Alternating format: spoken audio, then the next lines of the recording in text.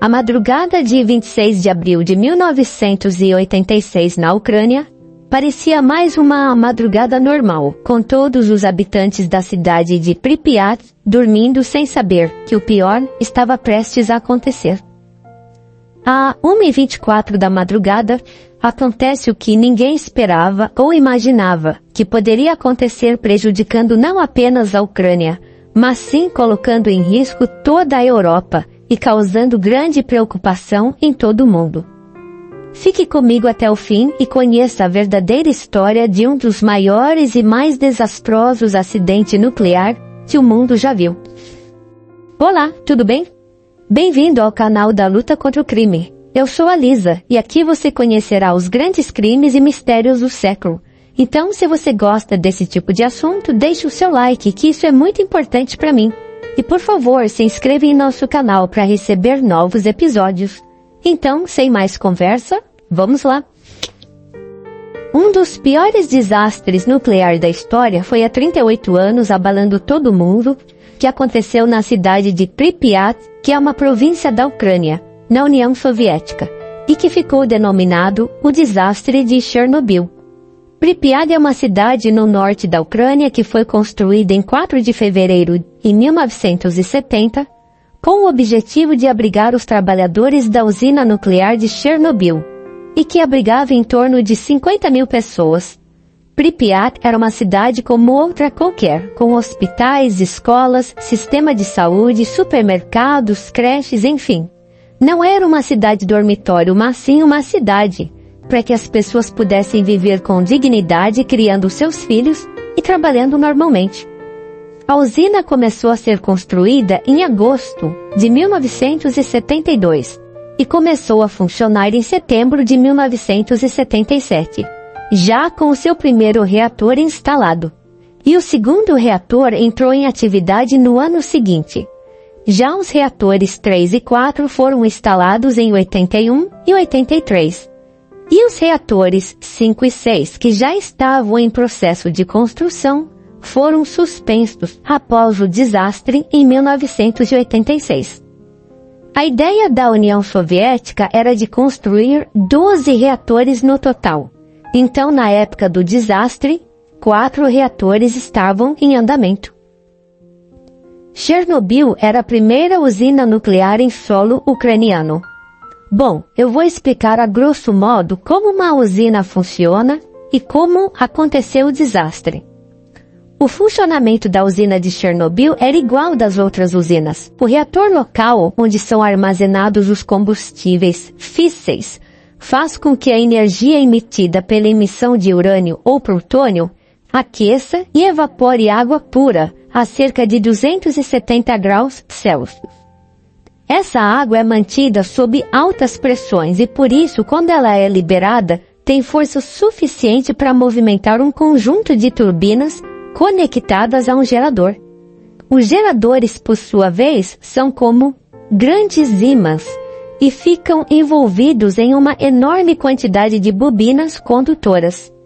A produção de energia elétrica acontece quando dá a indução eletromagnética, ou seja, enquanto o gerador estiver em rotação, haverá geração de corrente elétrica. O reator 4 tinha cerca de 1.600 canais de combustíveis individuais, sendo que cada um deles requeria um fluxo de resfriamento de 28 toneladas métricas de água por hora. Como as bombas de resfriamento também precisavam de eletricidade e tinham que continuar a funcionar por algum tempo após um desligamento de emergência em um evento de falha no fornecimento de energia, cada um dos reatores de Chernobyl tinha disponíveis 3 geradores a diesel como reserva. Esses geradores podiam ser ativados em até 15 segundos, mas eram necessários de 60 a 75 segundos para que atingissem a potência máxima e gerar os 5,5 megawatts necessários para operar uma das bombas principais. Esse simples atraso de 1 minuto representava uma falha na segurança do projeto. A inércia rotacional armazenada das turbinas a vapor e a pressão residual do vapor em si podiam ser usadas para gerar a energia elétrica necessária para preencher esse lapso de tempo. As análises indicavam que isso podia ser o suficiente para fornecer energia elétrica para o funcionamento das bombas refrigeradoras por cerca de 45 segundos, o que não preenchia a lacuna entre uma falha de energia externa e o tempo levado para que os geradores de emergência chegassem à sua potência total. Essa capacidade ainda precisava ser confirmada, e testes feitos antes acabaram fracassando. Um teste inicial foi feito em 1982 e indicou que a energia gerada nas turbinas não seria suficiente, pois não conseguia manter o campo magnético após o disparo da turbina. O sistema então foi modificado e o teste foi repetido em 1984, mas de novo não foi bem sucedido. Em 1985, um terceiro teste aconteceu e também teve resultados negativos. Novamente, um quarto teste foi planejado para abril de 1986 e foi programado para coincidir com uma parada de manutenção do reator 4.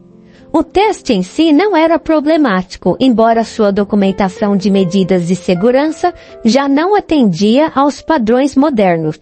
Mas os desenvolvedores do programa de teste não estavam cientes do incomum comportamento do reator RBMK-1000 sob as condições operacionais planejadas, só que essas verificações eram consideradas puramente testes elétricos e não um teste de unidade complexo.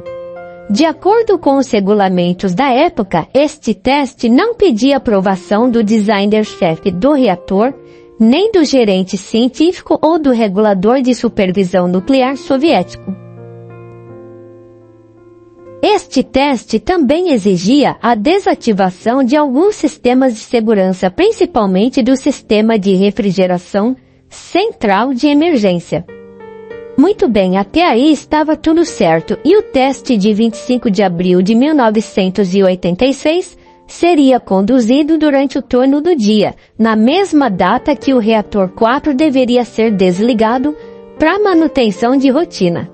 Os funcionários do turno do dia foram instruídos antes a respeito das condições operacionais do reator para o teste e uma equipe especial de engenheiros estaria presente para conduzir um teste de 1 minuto sobre o novo sistema regulador de voltagem. Como foi planejado a 1h da tarde do dia 25 de abril, uma redução gradual na produção de energia da usina e a potência chegou a 50% do nível nominal, de 3.200 megawatts térmicos, no começo do turno do dia. Os funcionários do turno da noite executaram muitas tarefas de manutenção que não tinham nada a ver com os testes que foram feitos antes, que deveria começar por volta das 2h15 da tarde, como os preparos iniciais, incluindo a desativação do sistema de refrigeração central de emergência. Enquanto isso, outra central elétrica foi desligada por volta das 2 da tarde. Controladores da rede elétrica de Kiev pediram para que a redução da saída de energia de Chernobyl fosse adiada, já que havia uma enorme demanda energética no começo da noite.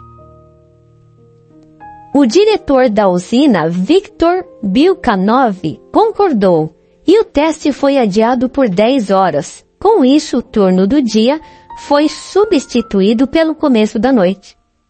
Mesmo com esses atrasos, o sistema de refrigeração central de emergência havia permanecido desativado, ou seja, ele foi desconectado por uma válvula gaveta manual, o que quer dizer que 2 ou 3 homens passaram o dia inteiro tendo que virar as válvulas manualmente.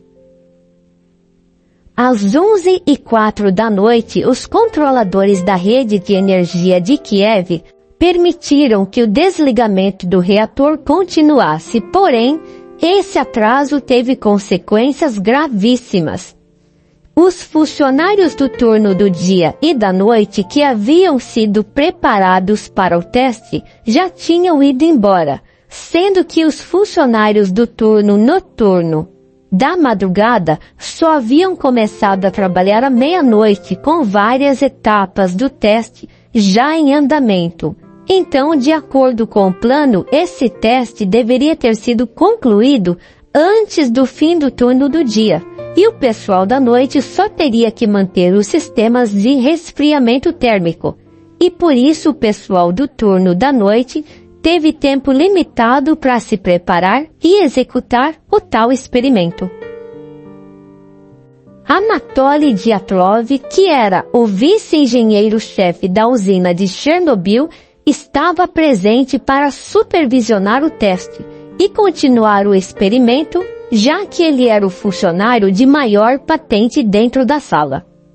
Obedecendo às ordens de Anatoly estavam também Alexander Akimov, que era chefe do turno da noite, e Leonid Toputonov, operador responsável pelo sistema de regime de operações do reator.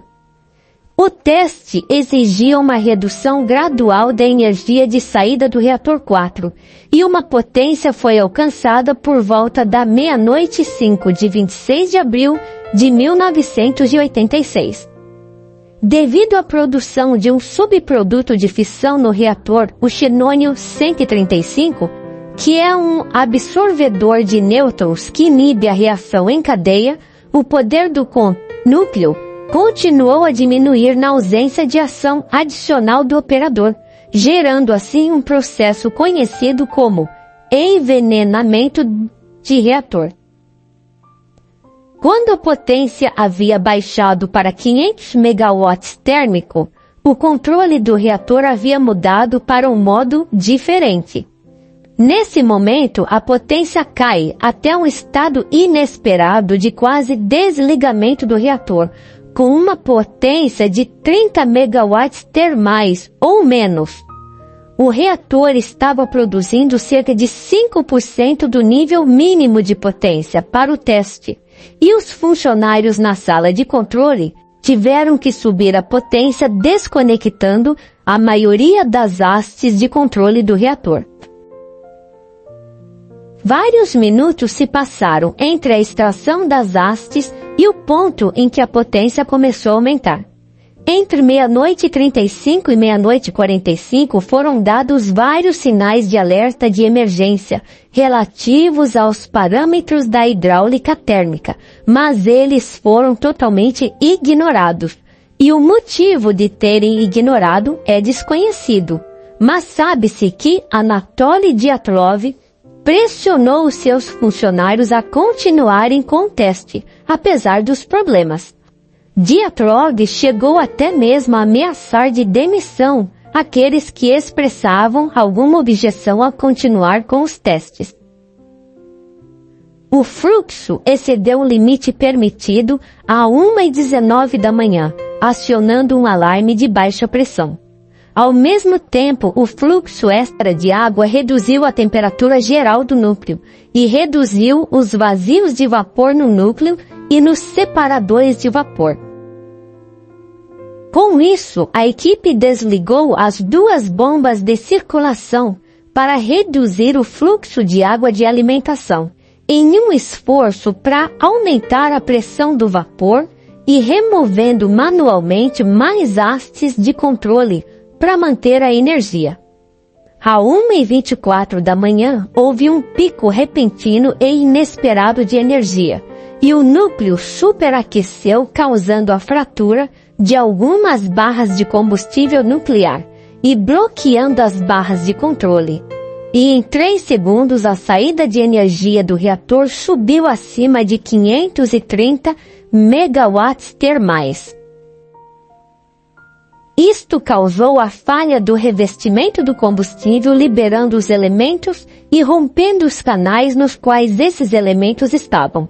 O pico de energia foi enorme, o que levou à destruição do reator 4 e do prédio da unidade de energia. Foi uma explosão de vapor gigantesca, como a explosão de uma caldeira por excesso de pressão. A força da explosão, equivalente a 66 toneladas de TNT, destruiu o telhado do prédio de 20 andares do reator, arrasou completamente tudo que estava dentro do núcleo e ejetou pelo menos 28 toneladas de detritos altamente radioativos na atmosfera.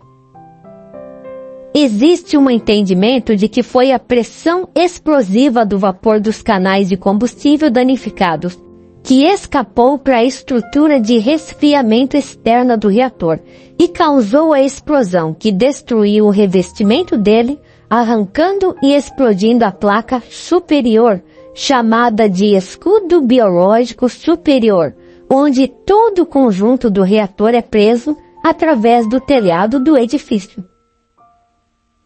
Esta foi a primeira explosão que ouviram. Após 2 ou 3 segundos, uma nova explosão aconteceu, onde dispersou o núcleo danificado e encerrou a reação em cadeia nuclear. Essa explosão jogou pedaços quentes de grafites moderadores e restos do reator, e grafites pegaram fogo, propagando assim a contaminação radioativa das áreas periféricas. Vários pedaços de metal foram lançados ao ar, e vários deles caíram no telhado da sala das máquinas, onde começou o incêndio. Parte dos blocos de grafite combustível estavam fora do edifício do reator e iniciou um incêndio ainda maior. Após a explosão, vários funcionários saíram para ter uma ideia da extensão dos danos e muitas hipóteses foram levantadas quanto à segunda explosão. Uns dizem que foi devido à combustão de hidrogênio pela reação de vapor de zircônio superaquecido, e outra que foi uma explosão térmica do reator da fuga de nêutrons, causada pela perda completa de água do núcleo do reator. De qualquer forma, era necessário apagar os incêndios e proteger os outros reatores, como o reator 3, onde o chefe do turno da noite, Yuri Bagtasarov, queria desligar imediatamente, mas o engenheiro-chefe Nikolai Fomin não permitiu, e os operadores da usina receberam apenas respiradores e tabletes de iodeto de potássio, e continuaram trabalhando normalmente, e somente às 5 horas da manhã é que Bagtasarov decidiu desligar o reator 3. Cerca de 20 minutos após o acidente, os bombeiros começaram a chegar à usina, porém, eles não foram informados a respeito do quão perigoso era a radioatividade do local, tanto na fumaça como dos destroços caídos. E muitos bombeiros pensaram que era apenas um incêndio normal, por falha elétrica, ou seja, nenhum dos profissionais foram paramentados corretamente para enfrentar a radiação que estava acontecendo naquele lugar. A prioridade era apagar os focos de incêndio no teto da estação e na área do prédio onde estava o reator 4, que explodiu, para proteger o reator 3 e manter o sistema de resfriamento intacto.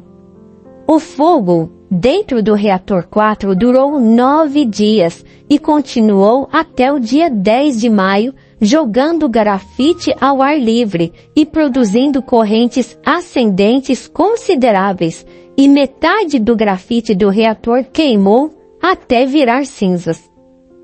Na época, acharam que as 5.000 toneladas de areia, chumbo, argila e boro tinham sido suficientes para apagar o fogo do reator. Porém, foi descoberto mais tarde que nada conseguiu penetrar no núcleo do reator. Às 5 horas da manhã, os incêndios superficiais já tinham sido apagados, porém muitos dos bombeiros já tinham recebido doses letais de radiação. Tanto que o tenente do Corpo de Bombeiros, Pravik, morreu em 9 de maio, apenas 13 dias após o acidente de envenenamento por radiação. Muitas testemunhas disseram que vários bombeiros, antes de morrer, disseram que a radiação tinha um gosto de metal e que também eles sentiam ter alfinetes e agulhas perfurando a pele do rosto. Mais de 600 pilotos de helicópteros arriscaram suas vidas ao sobrevoar o reator para jogar água dentro dele, correndo o risco de nova explosão e também de receber toda aquela radiação. A explosão e o fogo jogaram no ar partículas de combustível nuclear, bem como Césio-137, Iodo-131, Estrôncio-90 e outros combustíveis radioativos. Moradores disseram que viram a nuvem de radiação na noite da explosão. Para lidar com os destroços contaminados, os soviéticos usaram várias escavadoras controladas remotamente e carros tipo robôs para detectar a radiação. Mas isso tudo acabou falhando, porque onde havia muita radiação, os eletrônicos dos robôs paravam de funcionar. Então, a maioria desse trabalho teve que ser feita por homens, tanto profissionais como voluntários. E esses voluntários e profissionais foram chamados de liquidadores. Operadores de guindaste trabalhavam cegamente de dentro de cabines revestidas de chumbo, enquanto pedaços gigantescos de concreto eram movidos para o local em veículos feitos sob medida.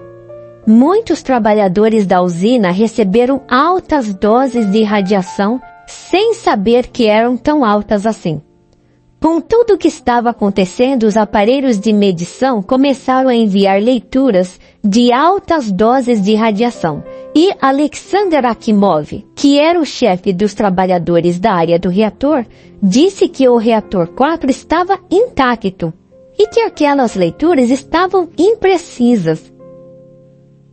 E mesmo com vários pedaços de grafite e combustível nuclear espalhados pelo prédio, ele as ignorou totalmente, permanecendo junto com seus companheiros na sala de controle, no prédio do reator, até de manhã, mandando os funcionários a mandar água para o reator e, claro, ele fez isso também sob as ordens de Anatoly Diatrov, que era o vice-engenheiro da usina de Chernobyl.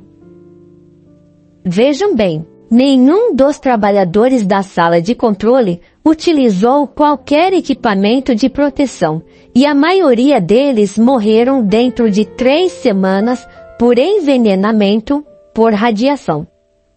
Sabe-se que Diatrov, que supervisionou o teste que levou ao acidente, estava em negação que o reator explodiu, tanto que ele foi até Nikolai Fomin, que era o engenheiro-chefe da usina, e Viktor Brukhanov, alegando que o núcleo do reator estava intacto.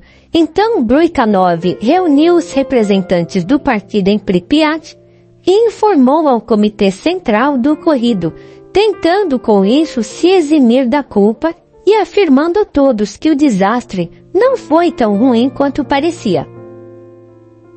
Após análise, em menos de 24 horas após o acidente, Brukhanov e Fomin foram afastados dos seus cargos e Diatrov foi enviado ao hospital com sintomas de envenenamento da radiação.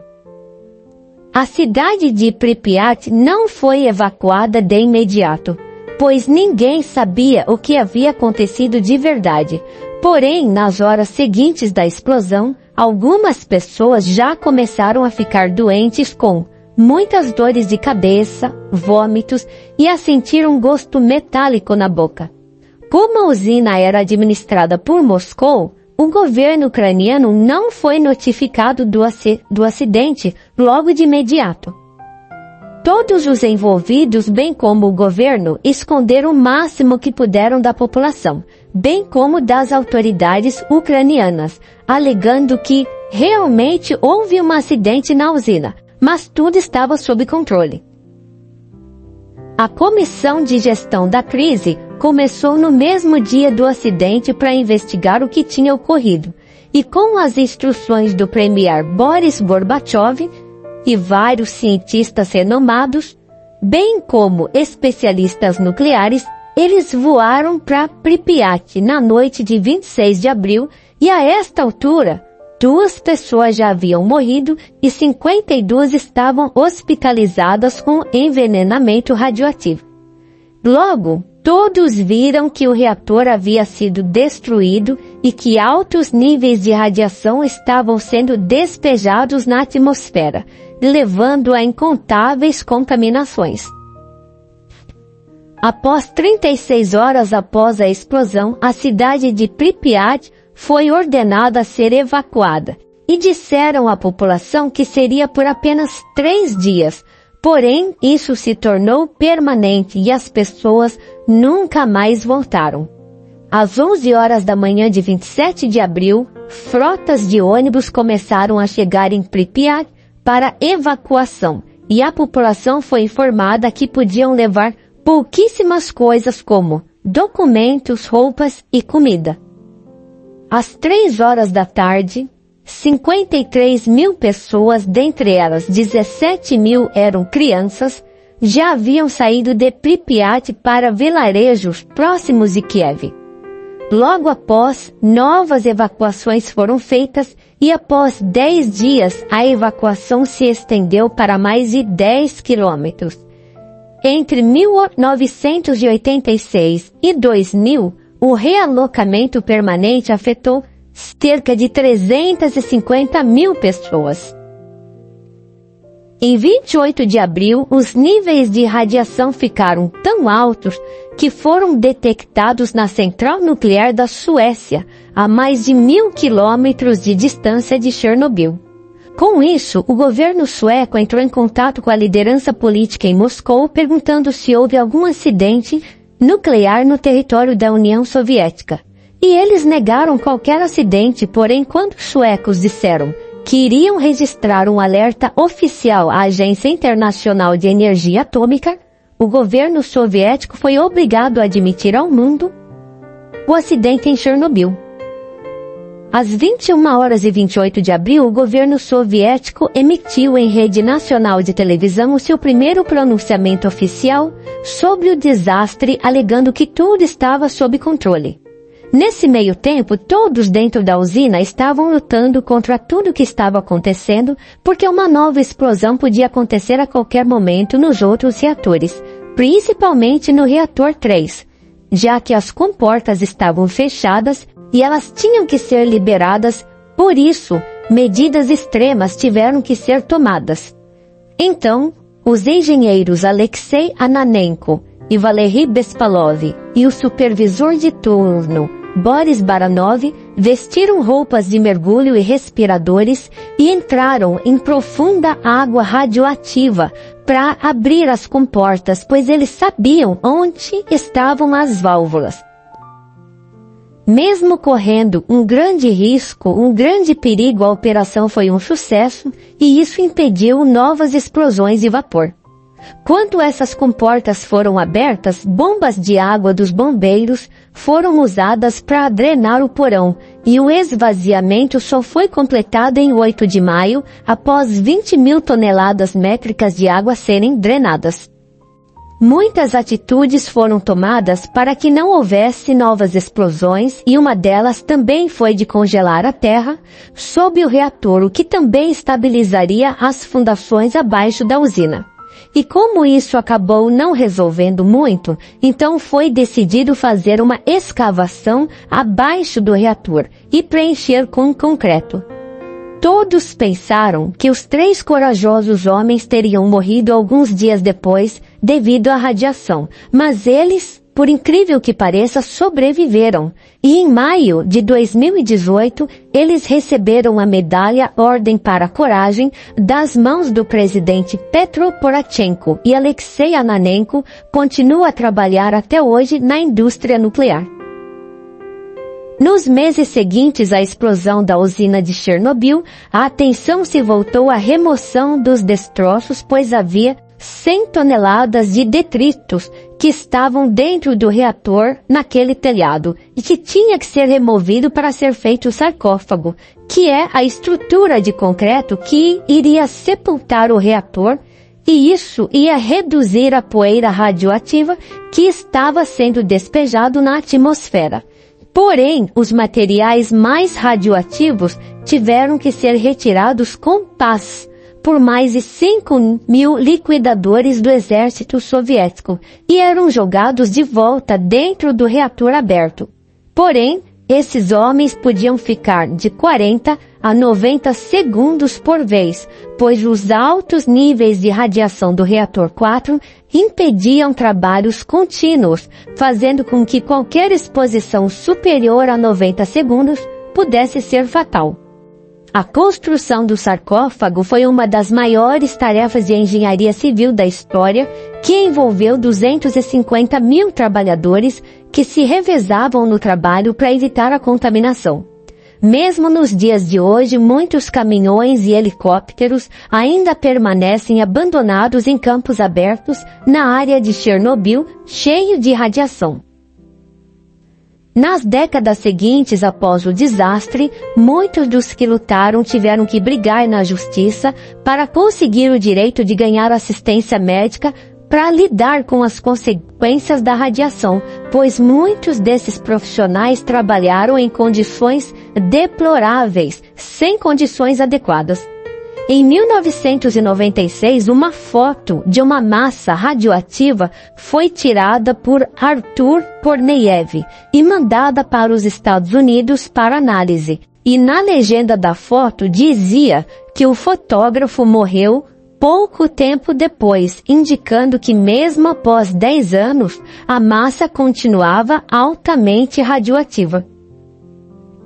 De acordo com a OMS, cerca de 240.000 trabalhadores foram engajados na limpeza em toda a área de Chernobyl entre 1986 e 1987, e no total mais de 600.000 pessoas trabalharam como liquidadores. Aproximadamente 100.000 quilômetros quadrados de terra foram contaminados com cinza nuclear, sendo a Bielorrússia, Ucrânia e Rússia as regiões mais atingidas, porém a Europa também recebeu contaminação.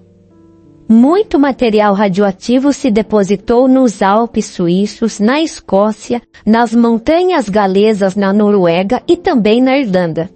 Sem contar vários outros países que também sentiram os efeitos da radiação. A Bielorrússia, por sinal, foi o país mais afetado pelo acidente de Chernobyl, pois cerca de 23% de seu território foi contaminado e o país perdeu cerca de 264.000 hectares de terras cultiváveis por conta da radiação. Além disso, 1/4 das florestas também foram contaminadas e atualmente entre 2 milhões de pessoas vivem em território contaminado. Após o desastre, 4 quilômetros de floresta de pinheiros que estavam na direção do reator 4 tornaram-se marrom avermelhados e morreram, ganhando o nome de floresta vermelha. Os animais nas áreas mais atingidas também morreram, e a maioria dos animais domésticos foram retirados, mas os cavalos e o gado, que foram deixados em uma ilha no rio Pripyat a 6 quilômetros da usina, morreram quando suas glândulas tireoides foram destruídas por doses de radiação. Após o acidente, 237 pessoas sofreram de síndrome aguda da radiação e dessas, 31 morreram logo nos primeiros 3 meses. O relatório afirma que 28 trabalhadores de emergência morreram de síndrome de radiação aguda, incluindo graves queimaduras, e 15 morreram de câncer de tireoide nos anos seguintes. Estima-se que 5 milhões de pessoas que residem nas áreas contaminadas possam ter desenvolvido câncer por conta do acidente. Em 2004, o Fórum de Chernobyl revelou que o câncer de tireoide entre as crianças é um dos principais impactos do desastre sobre a saúde. O governo ucraniano continuou a deixar os 3 reatores restantes operar por causa de uma escassez de energia no país. Porém, em outubro de 1991, um incêndio ocorreu no prédio do reator 2 e as autoridades declararam que o reator estava danificado e por isso ele foi desligado. O reator 1 foi desligado em 1996 e finalmente em 15 de dezembro de 2000, após 14 anos, o acidente, o então presidente Leonid Kuchma desligou pessoalmente o reator 3 em uma cerimônia oficial, fechando todo o local e encerrando de vez toda a atividade na usina de Chernobyl. O sarcófago de concreto começou a ser construído em 2010 e foi concluído em 2016 e foi gasto 810 milhões de euros. Isso tudo era para inibir de vez que os gases radioativos que continuassem a sair da usina. De toda a população, apenas 300 moradores se recusaram a sair e mesmo hoje os níveis de radiação são muito altos. Tanto que os trabalhadores do sarcófago só podiam trabalhar 5 horas por dia durante um mês e fazer 15 dias de descanso. Pripyat se tornou uma cidade fantasma e autoridades ucranianas estimaram que a área não voltaria a ser segura para a vida humana por mais de 20 mil anos. Em 2011, a Ucrânia abriu a zona selada em torno do reator de Chernobyl para turistas com autorização especial, que desejam aprender mais sobre a tragédia. Vivem na cidade apenas pesquisadores, cientistas e membros do exército.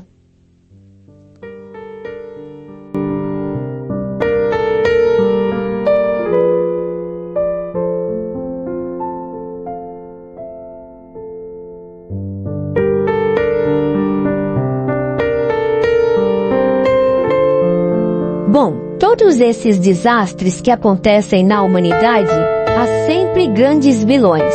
Porém, também existem os heróis. E neste caso, o herói foi o químico russo Valery Legasov, líder da comissão de investigação sobre as causas do acidente e o principal responsável pela contenção dos danos. Legasov era também diretor do Instituto Kurchatov de Energia Atômica e tinha 41 anos. Ele ficou obcecado por diminuir o número de vítimas, sendo a única pessoa que permaneceu por 4 meses direto dentro de Chernobyl, e isso lhe causou sérios problemas de saúde no futuro devido à radiação. Legasov, antes de começar o trabalho, pediu ao governo soviético a evacuação imediata da cidade, porém, ele só foi atendido 2 dias depois.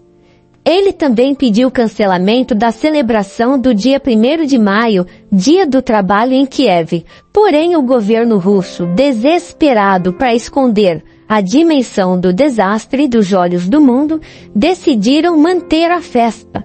E milhares de pessoas não faziam ideia do que tinha acontecido e como estavam sendo contaminadas. Foi dele as ideias de conter novas explosões nos outros reatores, e 4 meses após a explosão, Legasov enviou um relatório completo à Agência Internacional de Energia Atômica, revelando a verdade da causa do acidente como falha humana e reator inapropriado, que não cumpria os requisitos para operar em segurança. Legasov disse que os trabalhadores da usina não tinham treinamento nem preparo necessário para operar o reator, e por este motivo Legasov foi reconhecido internacionalmente pela sua honestidade. Porém, ele enfureceu a União Soviética, dizendo que ele era um traidor da pátria, pois a União Soviética tentava a todo custo encobrir a dimensão da catástrofe. Legasov foi boicotado pelo governo soviético e seus planos para evitar outros desastres em Chernobyl foram ignorados. A saúde de Legasov piorou drasticamente e no dia 27 de abril de 1988, ele se enforcou no escritório que mantinha em sua casa. O químico deixou várias fitas gravadas em que denunciava a pressão que sofreu do governo soviético para não revelar ao mundo a verdade sobre o desastre. Demorou 10 anos para que Valery Legasov fosse condecorado por suas ações em Chernobyl. O cientista foi premiado póstumamente como herói da Rússia pelo então presidente Boris Yeltsin. Entre 7 e 30 de julho de 1987, um julgamento numa corte improvisada na Ucrânia soviética responsabilizou 5 trabalhadores pelo desastre de Chernobyl. Foram eles Anatoly Dyatlov, Nikolai Fomin, Boris Brogozin, Yuri Lansky e Viktor Bruikhanov. Todos foram sentenciados a 10, 5, 3 e 2 anos de serviços forçados em campos de trabalho como consequência das investigações do desastre. Anatoly Dyatlov acabou virando uma das faces do desastre, já que foi sob a sua supervisão que o teste de segurança fracassou, levando ao acidente. Ele foi condenado por má gestão criminosa e sentenciado a 10 anos de prisão, mas acabou cumprindo apenas 3 anos. Ele negou a sua responsabilidade, jogando toda a culpa em falhas mecânicas e do design do reator RBMK-1000. Ele morreu no dia 13 de dezembro de 1995 de infarto do miocárdio, consequência da exposição à radiação. Já Bruikhanov cumpriu 5 anos de prisão e foi anistiado e atualmente ele reside em Kiev. Já Nikolai Fomin teve um surto mental e tentou suicídio, sendo depois transferido para uma clínica psiquiátrica. Os outros continuaram presos com as suas sentenças. Os esforços posteriores de descontaminação em torno da usina envolveu mais de 500 mil trabalhadores entre civis e profissionais e custou cerca de 18 bilhões de rublos soviéticos. Os pesquisadores descobriram também que os animais da zona de evacuação de Chernobyl têm sistemas imunológicos geneticamente alterados que mostraram resiliência ao câncer. Os pesquisadores estão agora trabalhando para descobrir se esses genes poderiam ajudar pacientes humanos com câncer. A Ucrânia tem 15 reatores atualmente em funcionamento e esses são considerados mais seguros que os de Chernobyl. Todos os bombeiros e civis que morreram foram enterrados no cemitério Mitskoin e em caixões de chumbo e selados em concreto. Outra importante consequência deste acidente foi o aumento de câncer e leucemia na população ucraniana e Bielorrússia. Estudos apontam que até 2005, mais de 6 mil crianças desenvolveram câncer de tireoide. Todos os anos, em 25 de abril, durante a noite, pessoas se reúnem com velas nas mãos em torno de um anjo fixado no topo de um pedestal de pedra na cidade de Chernobyl. Elas ouvem canções e poemas interpretados por alguns dos sobreviventes e o ar fica carregado de emoção. O corpo do anjo é todo feito de aço que forma uma silhueta nítida contra o céu e ele leva uma longa trombeta aos lábios. Essa escultura representa o terceiro anjo do livro do Apocalipse. De acordo com a Bíblia, quando essa trombeta soou, uma grande estrela caiu do céu. As águas tornaram-se amargas e muitos morreram. Esta parábola se tornou um símbolo para o desastre de Chernobyl. A moral que tiramos deste acidente é uma lição poderosa sobre as consequências da mentira, da arrogância e da falta de empatia com o sofrimento universal, pois até hoje não se sabe ao certo quantas pessoas realmente morreram neste acidente, e provavelmente nunca saberemos, pois algumas delas, seus corpos, nunca foram encontrados.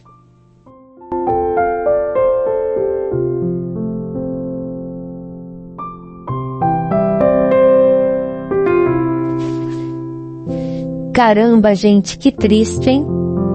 Bom, se você gostou, dá um like e não se esqueça de se inscrever em nosso canal para receber mais episódios. E se quiser falar sobre o assunto, manda aí o que você achou dessa história horrível. Obrigada por ter assistido e até o próximo episódio da nossa luta contra o crime. Bye bye!